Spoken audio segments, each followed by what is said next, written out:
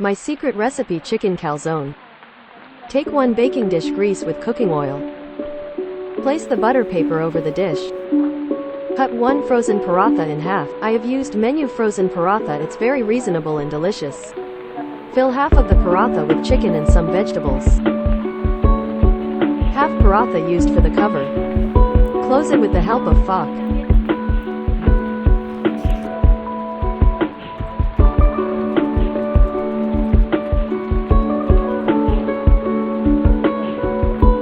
Add the beaten egg on top.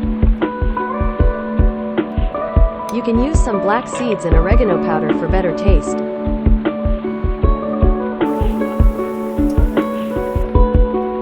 Chicken calzone is ready for eat.